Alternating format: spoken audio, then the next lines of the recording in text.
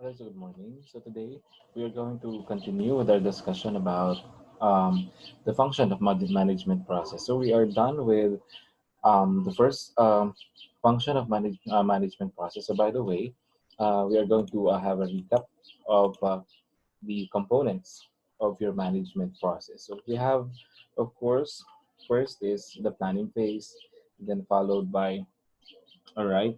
After the planning phase is that you have your organizing phase, and now followed by directing, and the last one will be controlling phase. So these are not the components of your um, management process. So let's have a review of what planning is all about. So planning and decision making class, all right.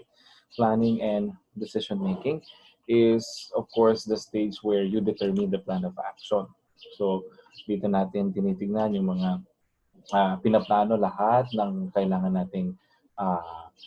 nating materials, equipments, all right? We plan the manpower, we plan, okay, the future, we look ahead into the future and predict the possible trends or maybe updates or occurrences which are likely to influence your working situation in the future. So tinitignan na natin yung mga possible problems that we may encounter as we go on with our operations. So this is one of the most vital quality of the job of the manager's job.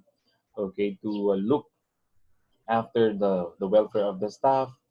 Okay, and the condition of the institution as a whole. So planning means you have to set an the organization's goal. Okay, so setting down the organization's all right goal. Okay, so I set the organization's goal. Okay, and of course, we decide how best to achieve them. So deciding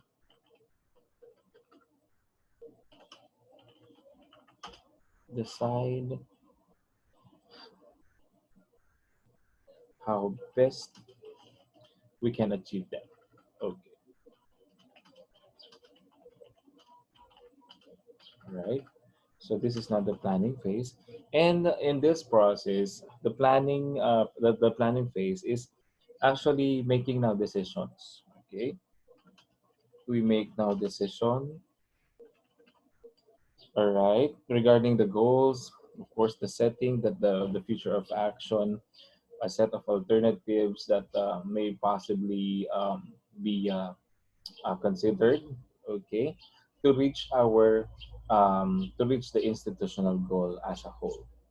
So the planning phase could also help to maintain managerial effectiveness as it works as a guide for the personnel for future activities.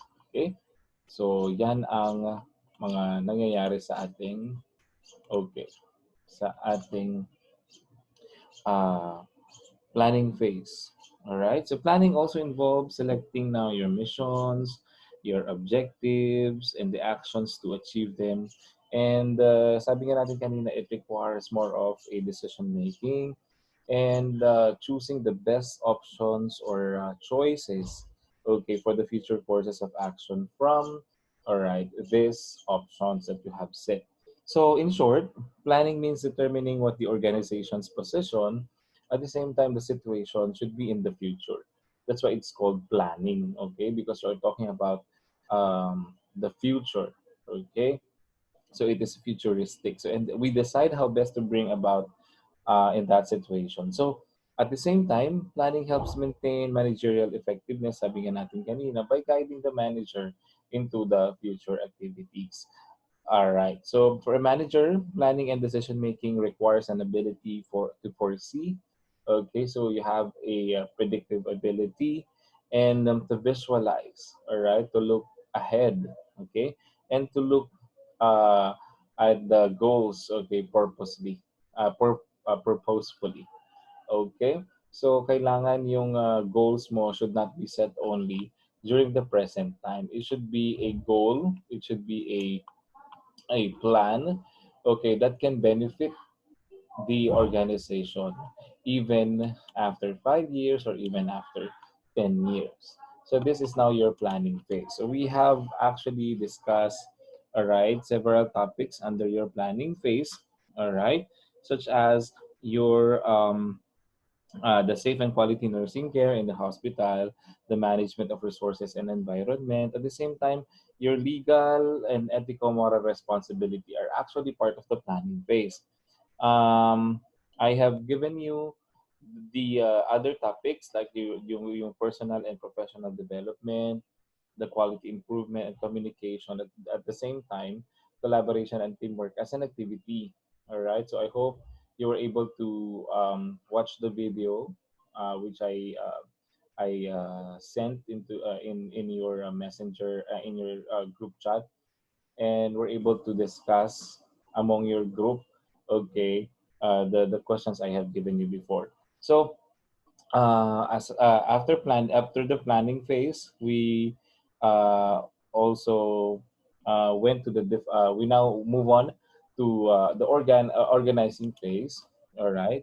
So the organizing phase class is the stage of your management process, which is defined as the process by which we establish, okay, the plans to become a realization. So you now get into the action. Okay, this is the phase where a lot of working should be done. Okay, so once the planning phase is done, the manager have set his or her goals, and plans were already developed.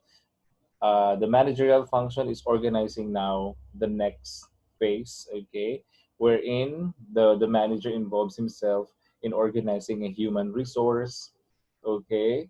For example, for a large organization, the manager composes now or establish, okay, would establish now the vice presidents, the different committees, the different heads of the departments, okay, and at the same time the the lower portion of the organization, all right. So these are now, okay, uh, part actually of the organizing phase, and other resources that are identified as necessary to plan, okay, to reach the goals. So the organizing phase involves determining your activities and the needed resources, okay, to be assembled and coordinated. So, organizing phase, okay, sabi na nga natin kanina, is okay, determining how activities and resources are assembled, okay, are assembled and coordinated. So, I hope you're also taking notes, all right? So, coordinated. Okay. So, as well as, of course, aside from these resources are being coordinated, the organization also can define, okay, or can be defined as an intentionally formalized structure. So you are now formalizing the structure of the institution or the organization, formalizing the structure.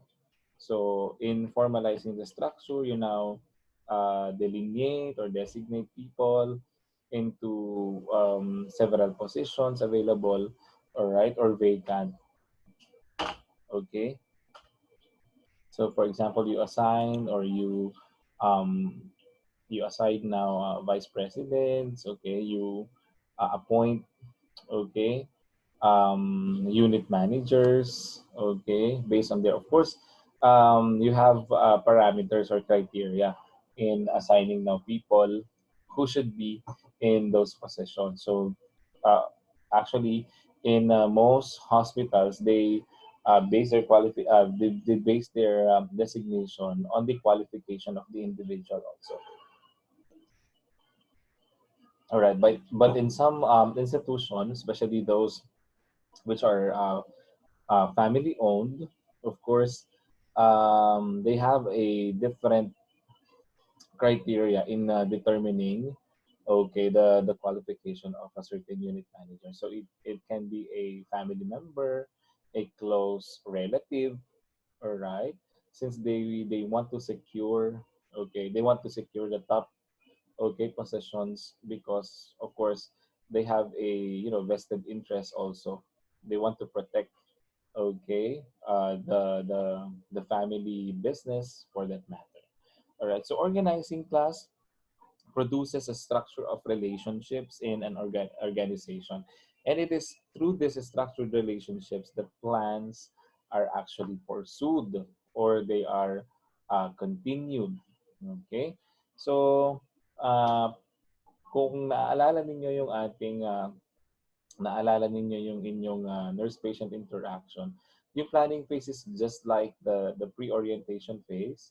Organizing is the orientation phase wherein you work, okay, on the realization of your plans. Okay? Ito na yung uh, estado, okay, ng inyong interaction with the patient wherein you want to achieve the goals, okay, that you have set during the pre-interaction phase. So para siyang ganito, it's actually synonymous, okay, with your planning and organizing phase.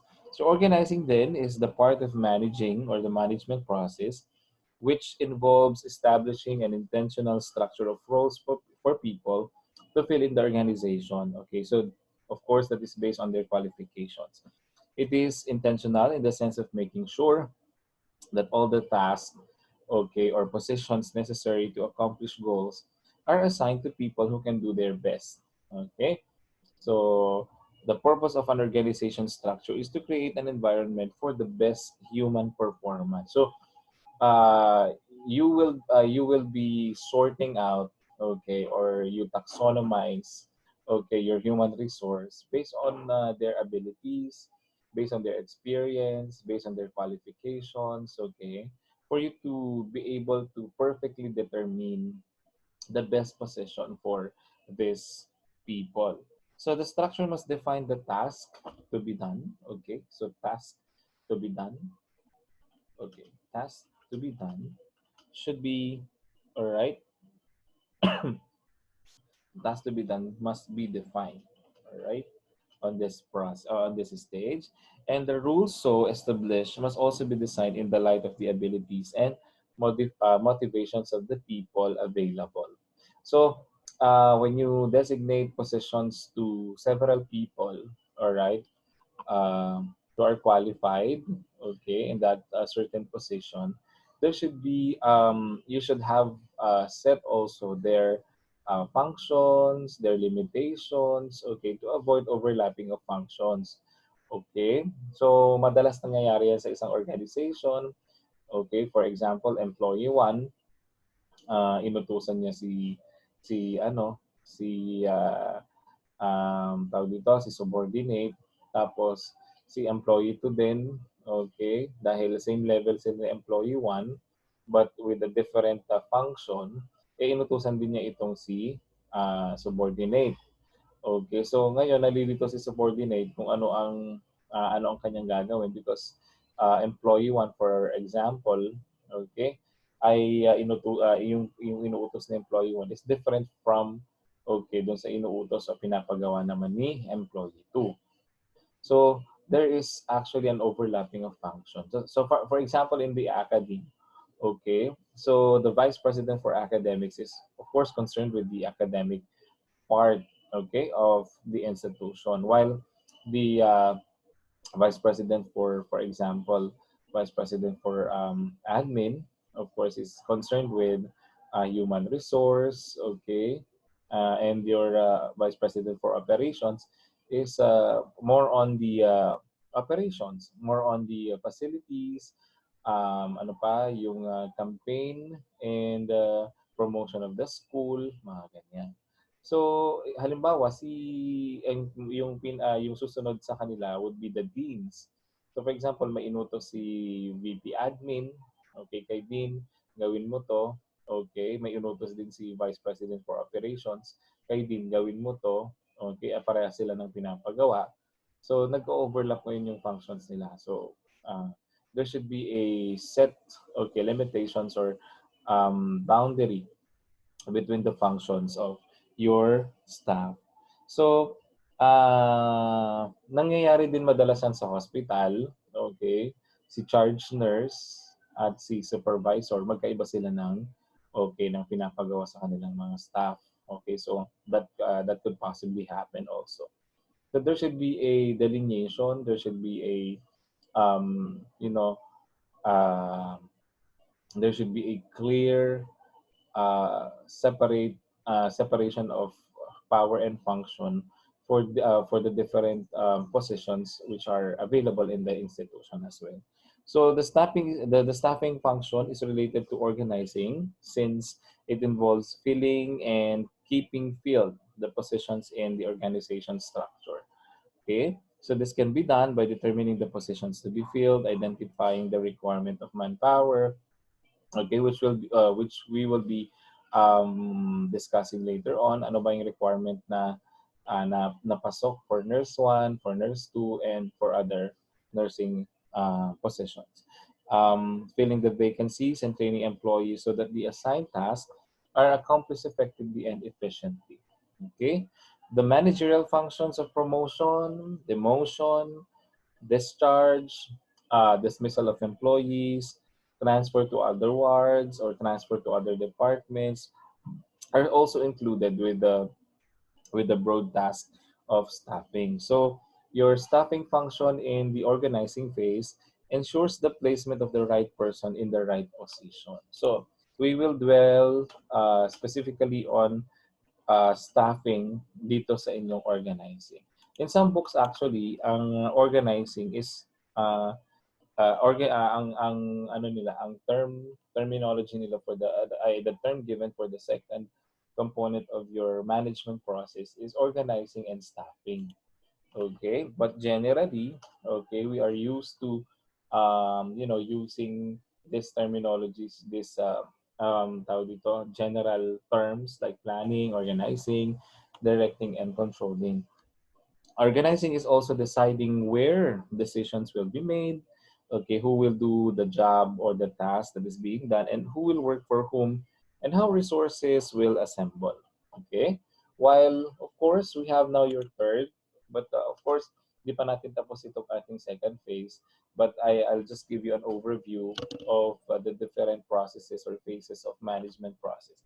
So, next, of course, is directing. This is the stage where you manage, you motivate your staff, and you direct your human resource.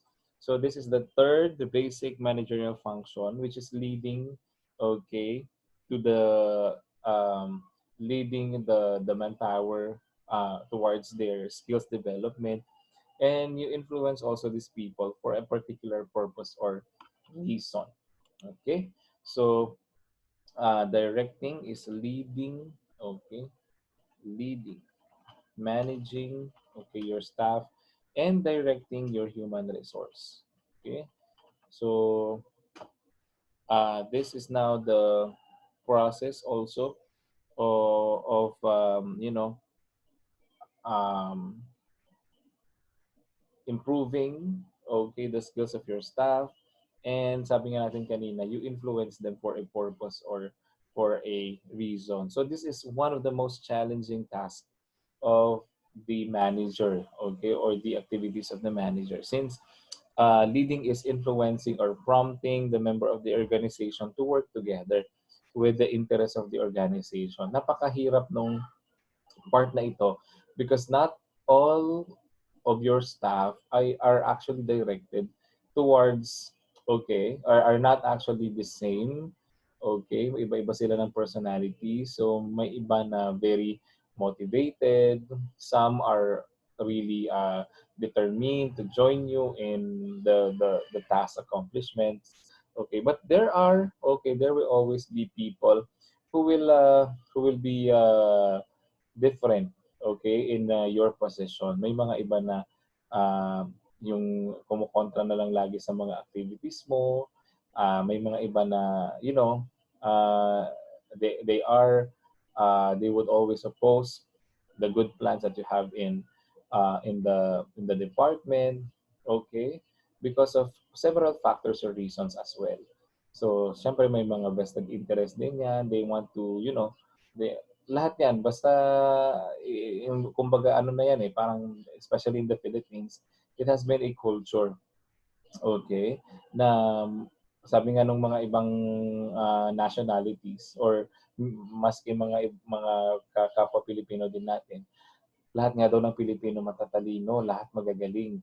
And they do not want, ayaw natin na nalalampasan or nalalaman tayo ng iba because we are, sabi nga nila, we are Filipinos are presidents in their own little ways or in their unique ways. Okay? Dahil ang dami nating gustong mangyari sa buhay natin, okay, na sa sobrang ano din natin, sa sobrang desperation din siguro, impatience, wala tayong tawag dito, hindi tayo marunong magtiis, maghintay. Okay, and it can also be an influence of the past. Okay, na naloko din tayo. That's why hindi na tayo wala na tayong tiwala and confidence to several people who are ruling or leading us. Okay, so this is the most difficult task of the manager since directing is really a difficult job. Okay, leading a certain organization is a nerve-wracking, it's a stressful position to be in, and managing and directing people who are opposite to your views, okay, or who will always oppose your good plans to your institution will cause headache and frustration or disappointment on the part of the manager. So creating a positive attitude towards the work and goals among the members of the organization is called this process, or you call it directing or leading. It is required as it helps to serve the objective of your organization towards effectiveness and efficiency by changing, okay, actually the correct form is transforming your employees behavior, okay. So it's actually an accomplishment or a success on your part if you are able to transform the mindset of your staff, of your employees, okay, to be one with your mission or vision or to your objectives. Okay? So, actually, nangyayari ito maski sa school, sa ating department. And I am very glad, I'm very happy that, yung mga minsan akala mo hindi mo na mapapatinong mga estudyante are actually changing in their own little ways. Okay? Yung ano lang, continuous lang na na pag-inspire, pag-motivate to these individuals kasi they also have their own issues and problems internally and externally. So, depende rin yan sa environment na kinalakihan nila. And these are factors actually that influences their behavior at the moment. So, in this type of people, you really have to extend so much patience, so much understanding and love, okay, for them to gradually change their ways and become better individuals. So wag din natin silang, alam mo yon, wag natin silang i-judge based on their past, but the most important thing is the changes that they have accumulated or the good things that they have done, okay, along the process of transformation. So the functions of direction, motivation, communication, and coordination are considered a part of the leading processor system. Leading processor system. So coordinating is also essential in leading. Okay. So proper communication is an important factor also in this case. And most authors of management do not consider it as a separate function of management. It comes hand in hand with directing, okay, yung ating coordination. All right. So motivation or motivating your employees is also an essential quality of for leading. So motivating is the function of the management process of influencing people's behavior based on the knowledge of what cause and channel sustained human behavior in a particular committed direction. Actually, motivating is part of accepting the person as a whole. So if you try to avoid that person so much, okay, just because you have a belief that this person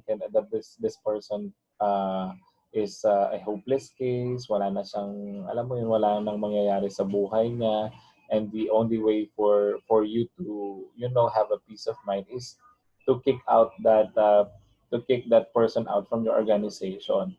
But if you try to accept that person, okay, if you try to accept that person completely without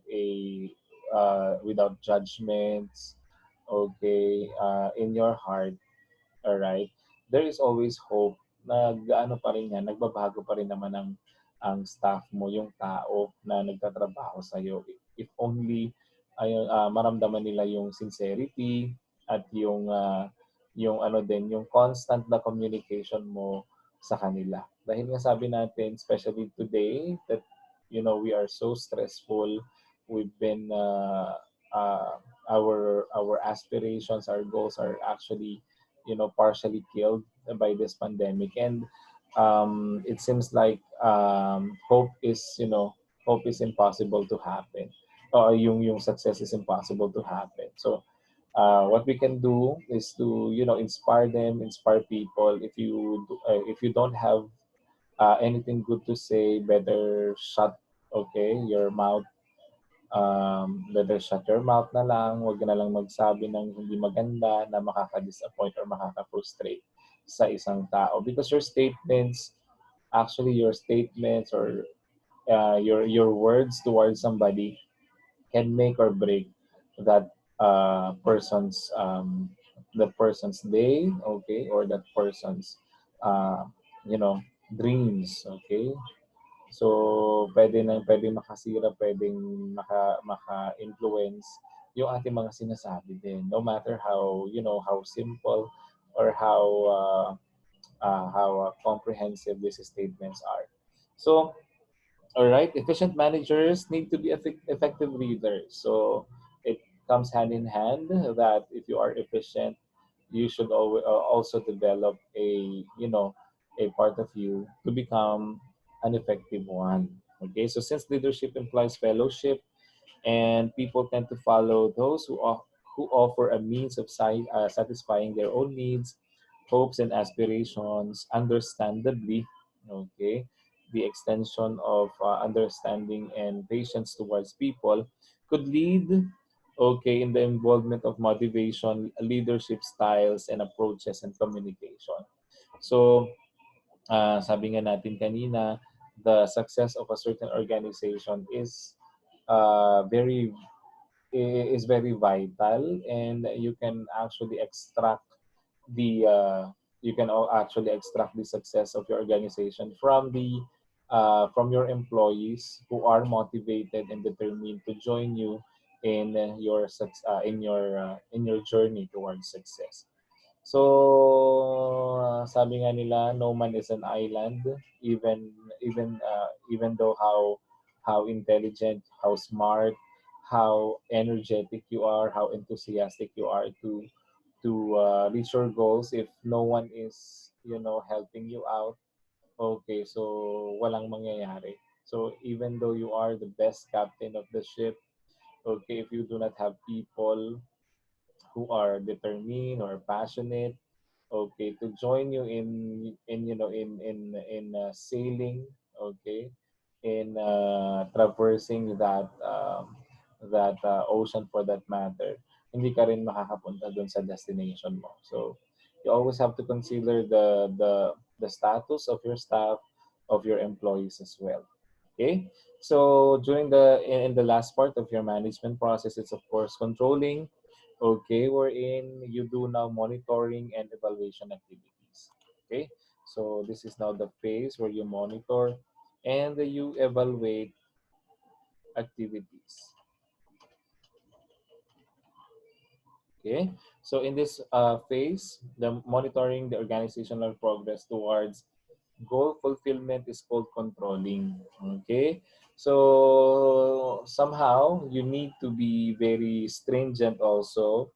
Stringent meaning you are a bit firm, strict, okay, dun sa iyong tawag dito, monitoring and evaluation of activities. Because if you let people to be, chill, chill lang sila, relax, and you are very lax in your in on how you control your employees and staff, hindi rin nagiging maganda yun sa organization. Okay? So hindi magiging smooth sailing ang iyong tawag dito, ang iyong journey towards success if you are, very lax, okay, or um, you know, you are very loose dun sa iyong monitoring and evaluation of activities. Okay, so monitoring progress is essential to ensure the achievement of the organizational goal. All right, so you do now inventories of your equipment, you do constant checking of your staff, okay, of their attendance, of their performances, okay, since controlling is actually measuring, comparing, finding deviation, and correcting. Okay? Laging tatandaan, this is a measuring, comparing, okay, finding deviation. Okay? Finding deviation, hinahanap natin yung pagkakaiba. Okay? From one step to the other. And of course, correcting. Okay? Ayan. Correcting the organizational activities which are performed for achieving the goals and the objectives of the institution. So controlling consists of several activities like measuring the performance. Ayan. So kaya meron kayong IPCR, yung individual performance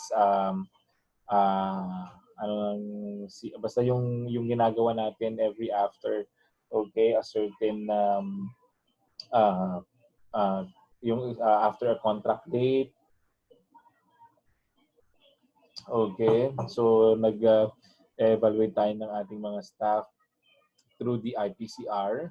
Okay, and ano pa? We compare the existing standards and finding the deviations. Okay, of your activities by doing research-related programs. Okay, so example is comparing, for example, the effectiveness of bleach and ano pa, for example, bleach and um, ano ba dito, soap, for example, in your infection control activities. Okay? So may mga ganun tayong mga research activities which are done, of course, to uh, to compare, okay, or to know the difference between a certain course of action to another. And of course, if we have the results of these researches, we now do corrections, okay, in on that deviation. So, dati gumagamit tayo ng soap, and but with these research activities, that could prove that soap is not really that effective in eliminating, okay, microorganisms in the facility, then we now correct these practices since we have a basis, okay, na hindi nga ganun ka-effective si soap. Alright? So we now find ways on how we could improve further our practices. So control activities generally relate, okay, to the measurement of achievements or result of actions that were taken to attain the goal. Some means of controlling like the budget of expenses, inspection records, and the record of labor hours lost, okay, responsible are to be identified and necessary actions are to be taken to improve the performance of the organization. Thus, outcomes are controlled by controlling what people do. So, meron tayong, as a manager, we have this function to control what your employees are doing. But not to the point na ano naman, na authoritative tayo, kinokontrol natin sila sa leeg without, giving them also a bit of independence and autonomy to decide on their own at the same time. Yes, to decide on their own still, but of course still in coordination with the goals of the institution. May bigyan din natin sila ng kalayaan at times, okay, to think of other measures or of their contributions then that might be very essential in the um, attainment of the objectives of the institution. So it is rightly said that planning without controlling is useless. Okay, so planning without controlling controlling is useless. Okay? Alright. So, kahit ang gaganda ng mga plano mo, kung hindi mo naman na nababantayan, okay? So, parang yung pwesto mo na may ukay-ukay shop ka, tapos because you are having online classes, hindi mo mapagsabay ngayon yung business at saka yung pag-aaral mo. So, you ask the help of someone, okay, to assist you in your business. Tapos sabi mo, na napakaliit lang naman nung sahod ni empleyado mo dun sa ukay-ukay business, hindi siya nagrereklamo. Okay? So, masayang-masaya siya and that employee is very excited to work with you every day. Ganyan. Tapos, without noticing, no, I mean, upon noticing na na habang tumatagal, okay, as time goes by, na you start to notice that your business is actually uh, becoming unprofitable. All right. So you start to notice that your business is already becoming unprofitable. So yun pala, okay, napakaganda ng mga plans mo. You have purchased um, tawag dito, good brands, okay, para dun sa ukay-ukay business. And you have managed to have a very extensive network, okay, and you have done so much promotional activities to let other people know that you have a business. So um, napakaganda nung planning stage, napakaganda nung organizing stage. But dahil nga you've been very busy because you are studying while working, you have designated someone to, uh, to be in charge of your business.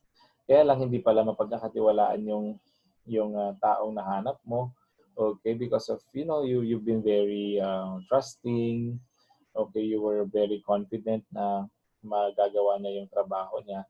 So nagbigay ka ng maluwag na control with that person handling your business.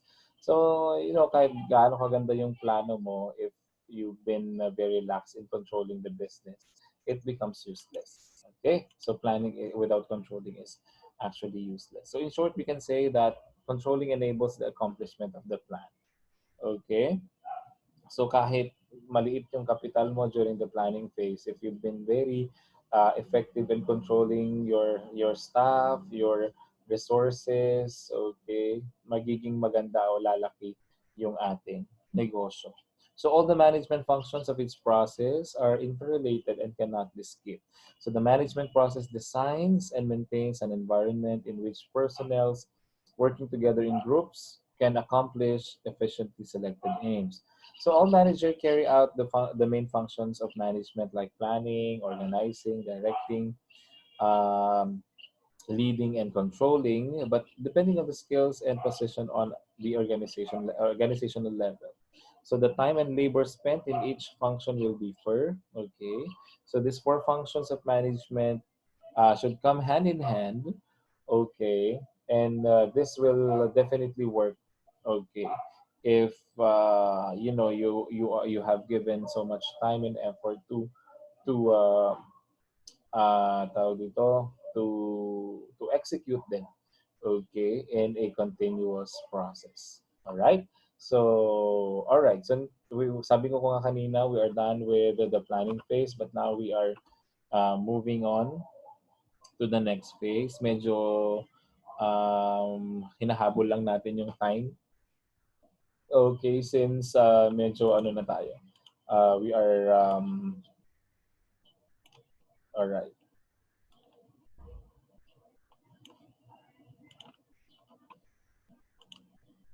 Okay, so today, as part of the organizing phase, we now determine how activities and resources are assembled. We are very concerned with the staff of the structure as a whole, and we will be discussing about the task to be done or to be accomplished. At the same time, we will dwell, be dwelling much on the staffing process. So modalities of care in your institution is very important as part of the organizing phase, since these modalities of care, okay, modalities.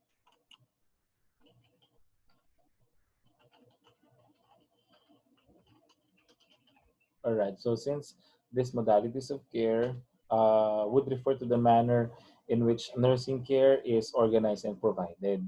Okay. So it depends on the philosophy of the organization, on what they would like to adopt. Okay, as a system or as a modality in giving their care, especially their nursing care. So we have different types of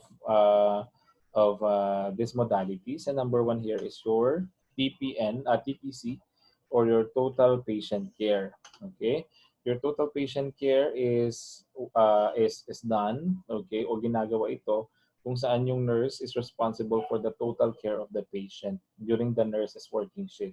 So the registered nurse is responsible for several patients, okay, but not all patients. Okay, so parang ito yung ginagawa in some countries. They are given 5 patients, and lahat ng kanyang ng trabaho na pwedeng gawin sa pasyente, like feeding, giving a bedside care, injection of medications, okay, charting, ay ginagawa ng isang pasyente. Unlike dito sa Pilipinas, okay, na we have 50 patients, alright, tapos si nurse 1 is in charge for, nurse 1 and nurse 2 are in charge for, tawag dito, for charting. Yung si nurse number 3 naman, siya sa meds. Si nurse number 4 naman ay siya sa vital signs taking. So meron tayong kanya-kanyang trabaho. But in TPC class, you are given a number of patients at ikaw ang gagawa ng lahat nun. Charting, medications, and vital signs taking, and other care that is needed by the patient. So advantages of your TPC, okay, the advantages is that there is now a consistency, okay, there is consistency in caring, okay, in carrying out the nursing care plan. Consistency in carrying out your nursing care plan. Okay, so for example, for the rest of the confinement, ikaw ang mag-aalaga sa pasyente. So you know, okay, since day one yung case ng pasyente, and you know how to attack, how to intervene, how to manage that patient, since you were handling that patient for a long period of time. All right, or you were handling that patient for, for several days already. Okay? At the same time, may familiarity din, okay, ng nurse and the patient as well. The patient needs are quickly met as the high number of RN hours are spent on the patient. Okay? So, hindi ka, walang confusion, okay, for both of you, since kung may mga complaints si pasyente, so kilala na niya yung nurse handling that, handling her or handling him. Kung may mga modifications na gagawin si nurse, madali na lang, since kabisado na niya yung pasyente na hinahandle niya for a certain period of time. So, all right, familiarity, okay, is also a factor. And letter C is, of course, relationship based on trust is developed between the nurse and the patient's family as well. So relationship are built, okay, between the patient and the nurse, okay, as well as the family then, okay. Alright. So, naalala ko tuloy yung pasyente namin dati sa Notre Dame, the Shards Hospital in Baguio when I was in third year, I think.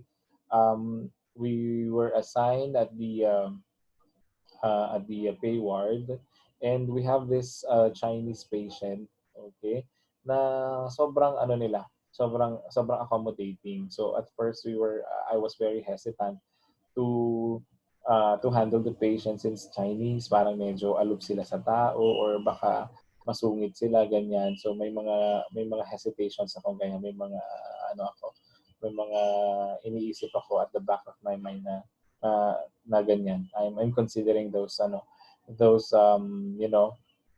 judgments din siguro from from experience and from what other people have mentioned or have oriented me. So, pagpasok namin ganyan, mayroon siyang tatlong anak, tapos yung pasyente is I think nasa 101 years old na siya. But, malakas pa yung pasyente. Nakakaano pa yan, nakakaihi pa yan mag-isa. Okay? Using tawag doon, yung, meron silang mini arinola, okay, na dala-dala din para doon sa patient. But anyway, okay, ang nangyari is that since I've been handling that patient for almost 2 weeks na, okay, so ako lang ang inassign ng CI ko for that patient. Okay, there is consistency until such time that the trust and the confidence of the family was built. Okay, nung last 2 days namin na duty in that hospital, at kasama yung pasyente niyo. Kasama na kaming pinapakain din nila. Okay? Ng mga kung ano-ano, mga Chinese food, mga biscuits, ayan, mga merienda na meron sila, mga fruits, ganyan. So, kasama na kami. So, ayun, relationship has already been developed and built during the time of our duty, during the course of our duty. But the only disadvantage for TPC, okay, so the only disadvantage for for this type of modality is it can be very expensive. Okay, so medyo costly ang yung total patient care kasi instead na ma-assign ka pa doon sa ibang pasyente na kailangan mong attendan. Okay, minsan nagiging ano na lang na nagkukulang yung manpower, and the hospital needs to hire hire more people or more nurses to be working in that certain unit dahil nga ano tayo kokonti yung kailangan nating attendan, okay, with your total patient care. Kaya unlike in the Philippines, kagaya nga na sabi ko kanina, you only need 3 to 4 staff managing 50 to 70 patients, okay? Whereas in TPC, if you have 50 patients, if ang policy ng hospital is 1:3, one nurse is to 3 patients, so you will be needing at least mga siguro mga 18 or 17 na nurses who will be handling that number of patients. Okay? So next is your functional nursing. Okay? So functional nursing. All right. So it is costly or expensive. Next is your functional.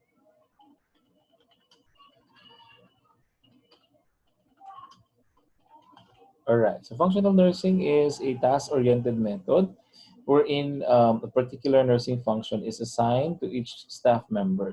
So the medication nurse, the treatment nurse, all right. So yun yung sinasabi ko kanina na merong charge, merong medication, merong treatment, merong tawag dito, merong discharging nurse, okay, and meron tayong bedside nurse, are all products of this system. So for efficiency, nursing was essentially divided into tasks. So bago mag-start yung shift, you were already delineated this task, okay, in your um, schedule. Okay, so nandun na sa schedule ninyo for usually ang scheduling is weekly, minsan din uh, twice a month, or meron din yung monthly na scheduling. Okay, so this is a model that proved okay, very beneficial when staffing was poor. Okay, so kung kokonti ang staff, okay, or ayaw mag-hire ng hospital, so itong functional nursing is very effective. Okay, sa mga nagtitipid na hospitals. Okay? The key idea was for nurses to be assigned to tasks and not to patients actually. Okay? So advantages of your functional nursing is that it is a very efficient way to deliver care. Okay? Very efficient way. Since tawag dito yung task kasi na assigned to you are you are um, you are you will improve, nagkakaroon ng enhancement of skills, naho-hone yung ano mo, yung dexterity of your hands, uh, of your function. Kasi kung ikaw ang medication nurse for one whole year, for the whole year, talaga magiging expert ka in in giving medicines. Okay? Number two na advantage of your functional nursing is it could accomplish a lot of tasks in a small amount of time. Okay? So pag nakaprogram na sa isip mo na you are a medication nurse today, pag natapos mo na yung lahat ng mga medications mo, you can already play around, okay? Pwede mo nang gawin yung ibang mga tasks mo, okay? Or you can actually help the other members of the team. So kung 50 yung pasyente at hindi pa tapos ni nung kasama mong nurse yung charting activities, you can actually extend help to that member of the team. Kung especially kung kokonti lang yung meds mo, may mga ganun kasi instances na kahit ang daming pasyente, kukunti yung gamot mo. Okay? Tapos karamihan pa mga oral meds, so madali na lang, ibigay mo na lang yung gamot niya, then ano na lang, bahala na yung pasyente. Okay? Meron din yung kukunti yung pasyente mo, for example, mga 30, mga 25 patients ang pasyente ninyo, pero ang dami-dami nilang gamot. Okay?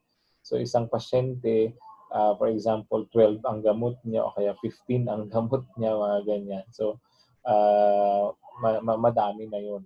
Okay? What else? Aside from accomplishing a lot of tasks in a small amount of time, staff members do not do only what they are capable of doing. Okay, so you are limited, okay, to a certain activity only. So hindi ka na pwedeng you cannot do another activity that you are not very familiar with. Okay, so there is now mastery of skills.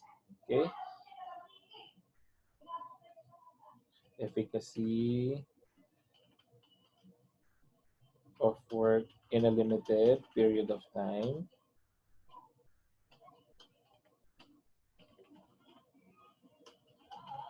Letter C is okay. Staff members do only what they're capable of doing. There is mastery of skills, and okay. Letter D. Ayan, least costly as fewer RNs are required. Okay, so it is cheap. Okay, cheaper. All right. So functional nursing. The only disadvantage for functional nursing is that the care of patients become fragmented and depersonalized. Okay. So the disadvantage is the the care of patient can become fragmented. Okay.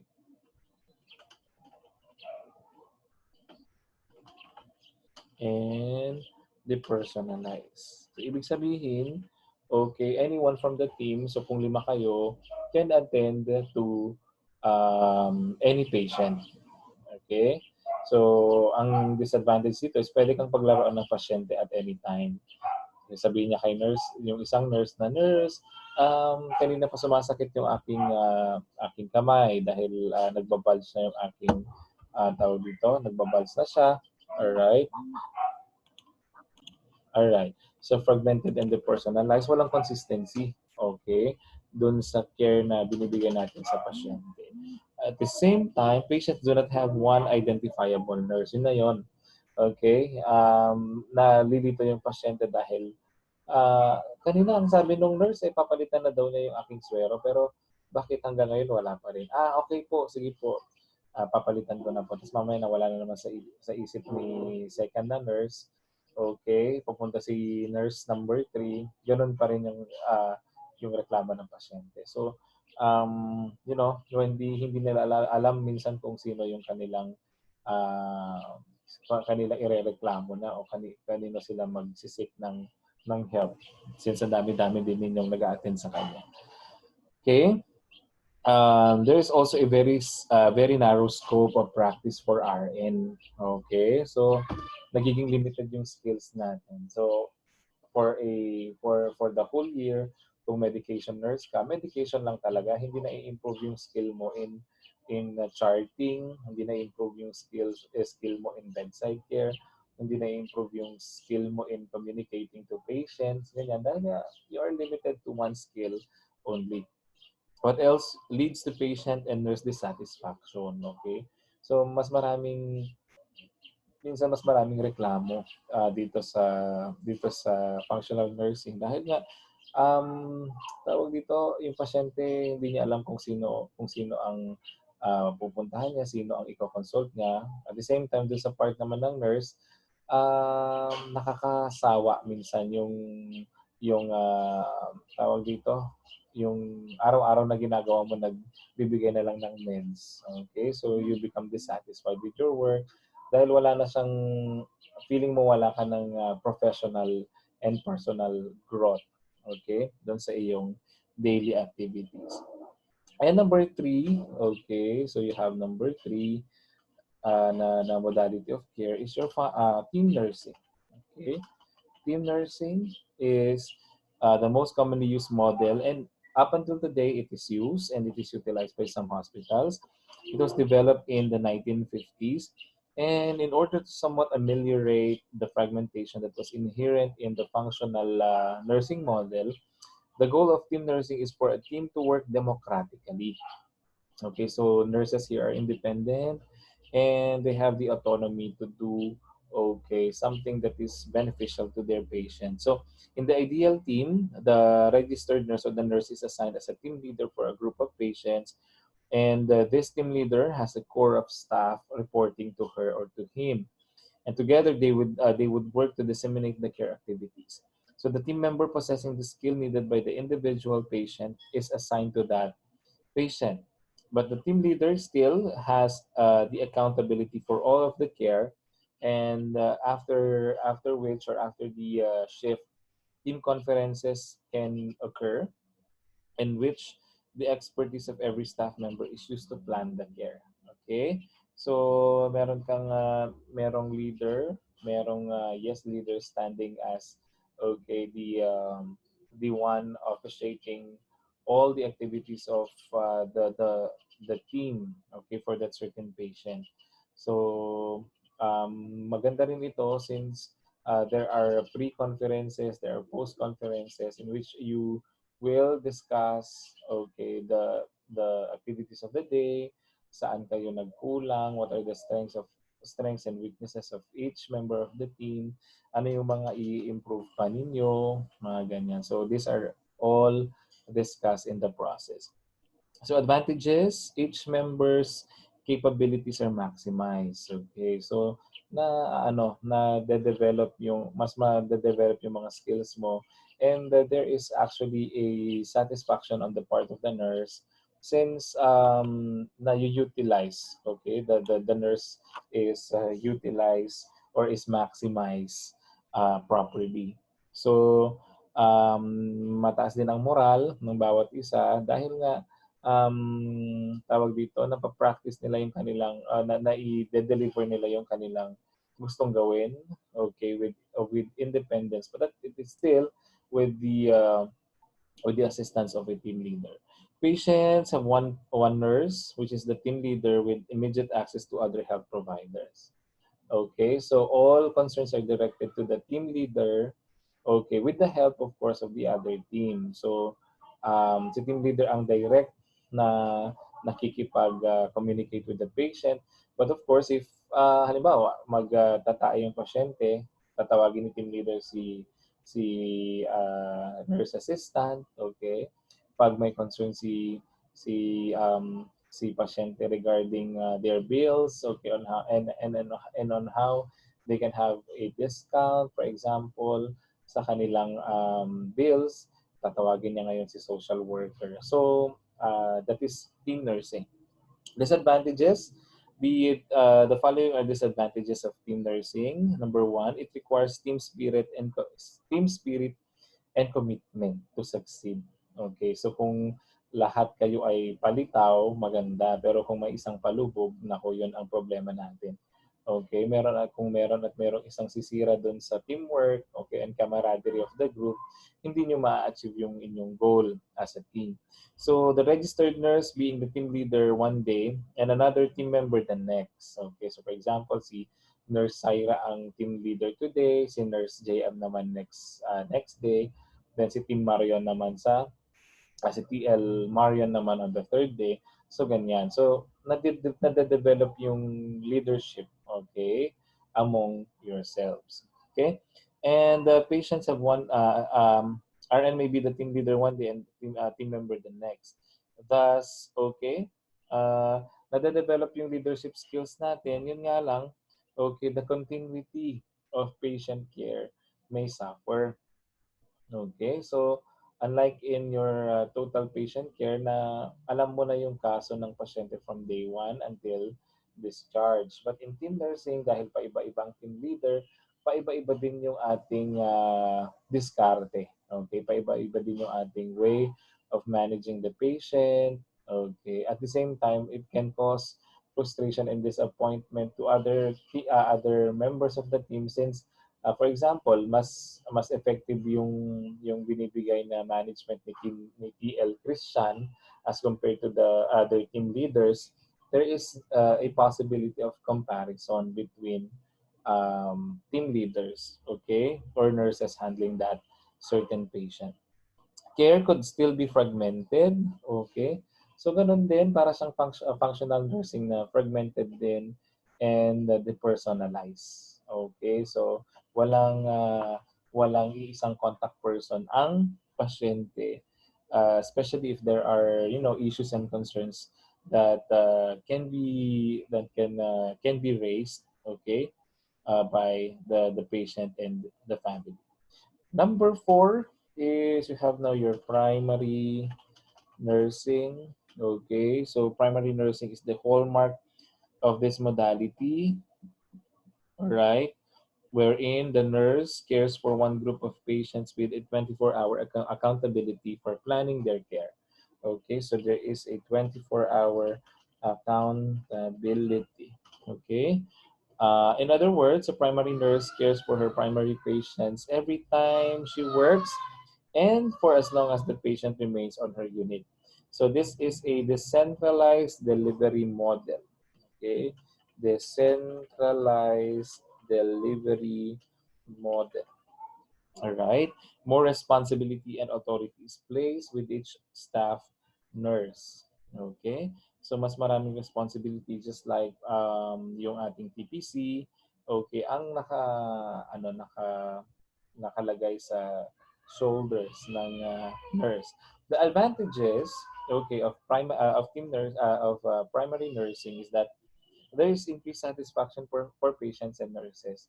Okay, since you are the focus and attention of the nurse is given to a small number of patients only.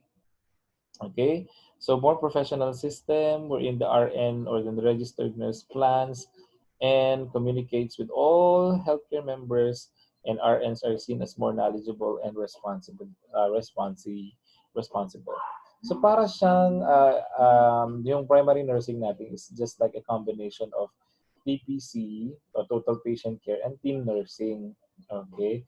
Yun nga lang sa primary nursing kasi hindi siya kagaya sa team nursing na merong team leader per day, hindi siya ganon.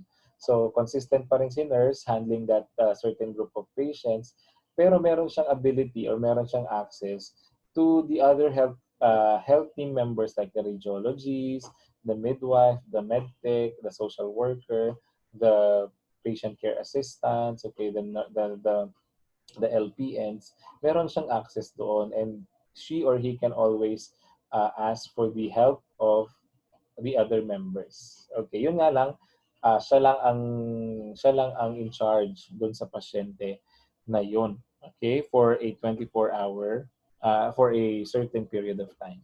Okay, so RNs are more satisfied because they continue to learn as a part of the in-depth care they are required to deliver to their patients. Okay, so the only disadvantage is that it confines the nurse talent, skills to a limited number of patients. So other patients cannot benefit if the RN is competitive. Example, very talented, very competitive, maligalig si Nurse Salibad, okay? Pero si Nurse Haggod medyo ano lang, medyo sakto lang, ganyan, medyo palaro-laro, hindi masyadong seryoso sa kanyang trabaho. Okay. So, hindi natin na ma-maximize yung skills ni Nurse Saliban dahil confined lang siya, for example, to a certain to a certain number of patients. For example, naka-assign siya sa room A. Okay, so tatlong pasyente doon. Doon lang niya na ipapakita yung kanyang pagiging maligalig. Okay? So hindi natin na ma-maximize yung kanyang skills and talents. All right. It can also be another disadvantage of team nursing is that it can be very intimidating for other RNs who are less skilled and knowledgeable. Okay.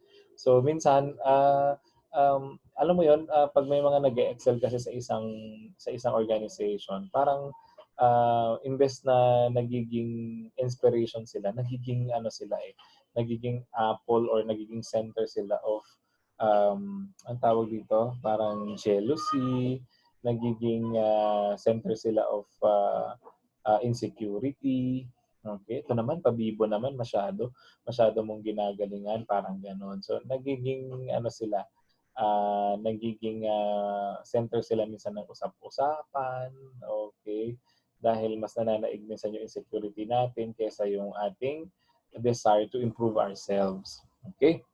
So yan po ang ating modalities of care. All right. So today, as part of your activity, I will be asking you to uh, list down, okay, situations, okay, wherein these modalities of care are used, okay, or examples of situations in the hospital kung saan nakikita natin yung total patient care, functional nursing, team nursing, at primary nursing.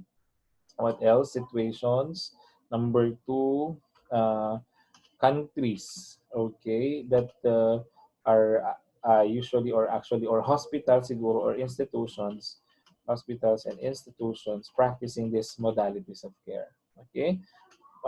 What else? Um, what do you think is the best, okay, modality of care? You can only choose one modality na sa tingin ninyo ay pinakamaganda and which suits your personality the most. Okay? So choose one modality of care. Tapos defend your answer. Okay? Bakit 'yun ang sa tingin ninyo mas magandang modality? Okay? As compared to the other modalities. Okay? So place it uh, in a bond paper siguro, tapos submit nyo na lang. Ay, ano ba? Paano ba? Ano? Lahat naman kayo may laptop, di ba? So, pwede ninyo isulat yung inyong answer and then submit it. Paano kaya? Okay, sa email ko na lang. Or I'll give further instructions later. Okay, so thank you so much, future top-notchers. So, wag kayong magpa-petics ngayon. Sabi ko nga malapit ang inyong board examinations. You are only 1 year away from the judgment day. So make good, make the best out of your time, and don't forget to pray for God's blessings and guidance. Thank you so much and have a good day.